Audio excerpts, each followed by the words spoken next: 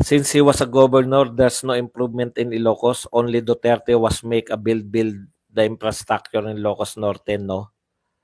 Yung concert daw kagabi para daw yun sa health workers pero nandoon si Abalos.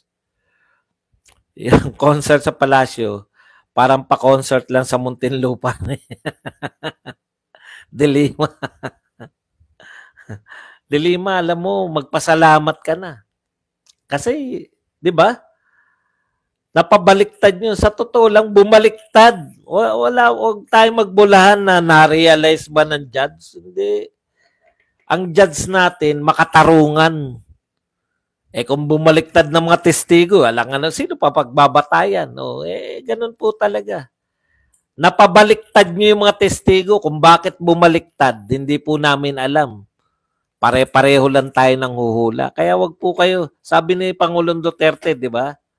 Ano yung sabi niya? Wag kang mangkalikot ng away.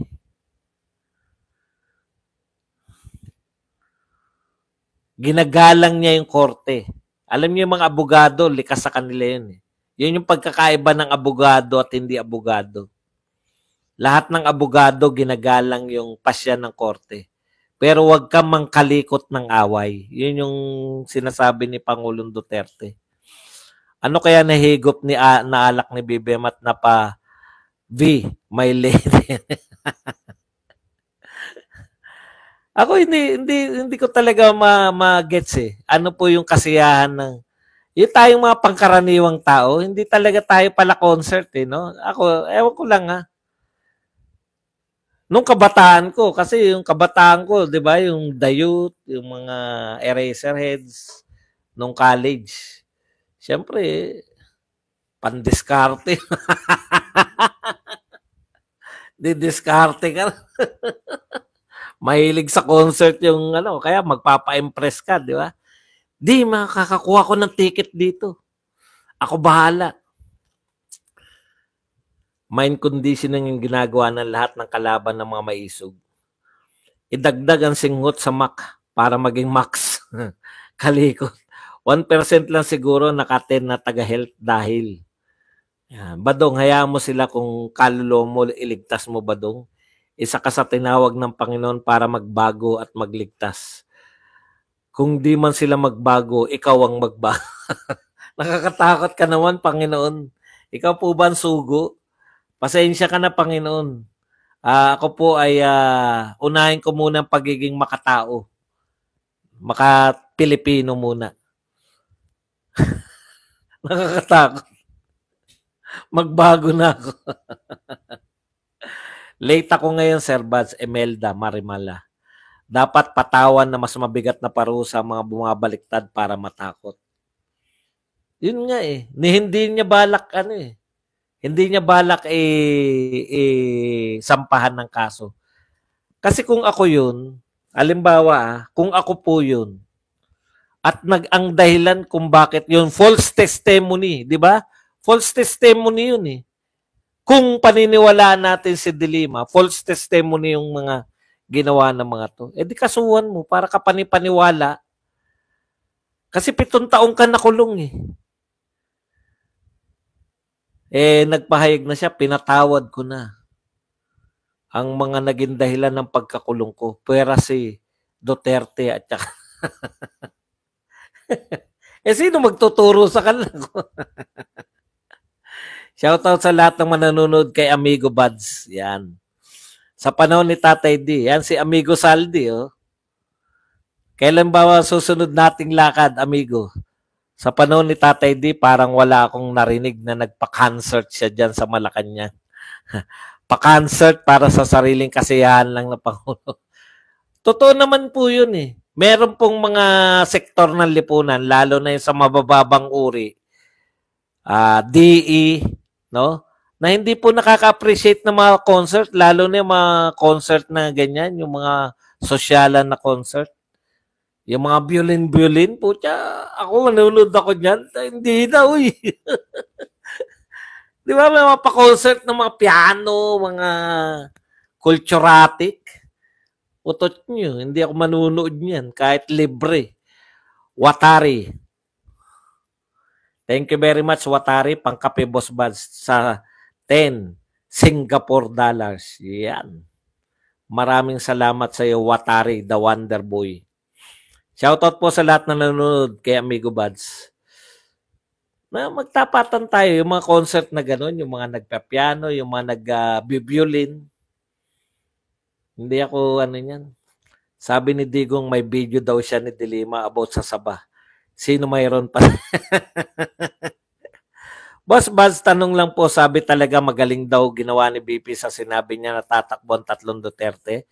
Pero hindi niya sinabi, bakit? Masasagot mo ba kung bakit magaling? Hindi ko magaling dahil may impact. Ang tindi ng impact eh. Nag-adjust sila lahat eh. Lahat na sila na bakit siya magaling? Kasi biglang lakas yung Duterte. Alam niyo, puta lakas ng dating niya eh. Lahat ng tao naniniwala na mananalo yung 3. Yung minsan yung mga impact na ganyan mahirap i-quantify yan eh. Pero yung nabuhayan lahat ng mga supporter mo at nagulimehanan yung mga hindi mo supporter, nataranta sila eh. Nawala sila sa hulog. Nabago yung mga nila. Yun, kaya effective yun. Jonel, ayun naman pala. Pag may kulay, napapansin ni Idol Badong. Tama po yun. Pag kayo po, marami po nagko-comment, yung may nakakulay, mapapansin nyo po talaga.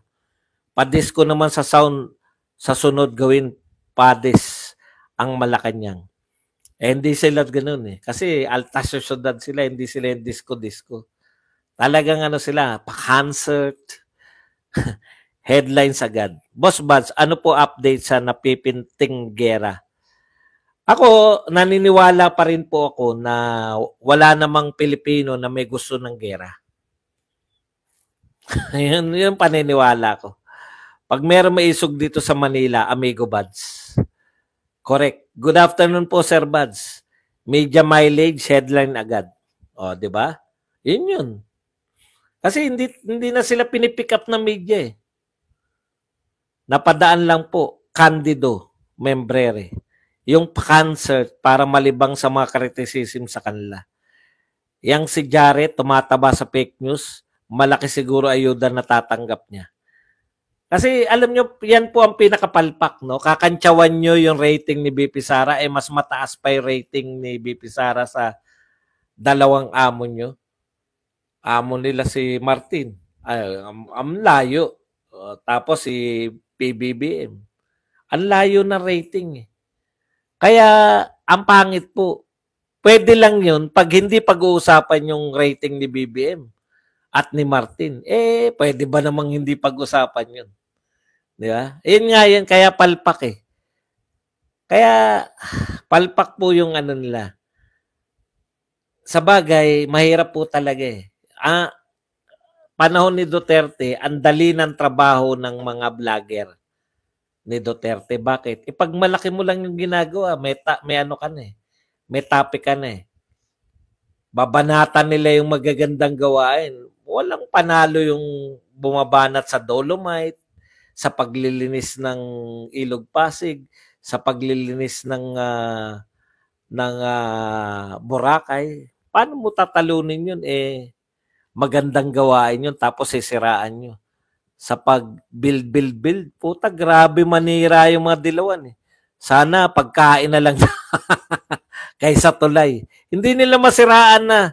Bakit nagpatayo ng tulay? Sana binili na lang daw sa pagkain ng mahihirap. Katarantaduan eh, di ba? Yun nga po yung pagtatayo ng tulay, ilan po trabahong binigay nun. Hindi lang direkta, no? True sweldo. Yung economics po nan kaya po talong-talo tayo yung ekonomiya ngayon. Kasi ang build po nagke-create ng jobs. Pag yung manggagawa may pera, makakabili yan sa sari-sari store. Yung sari-sari store dahil may bumibili sa kanya, uunlad yan. Makakapamili, alam niyo yung ibig ko sabihin? Umuunlad po ekonomiya, mag-inject ka lang ng isang sektor. Palpak po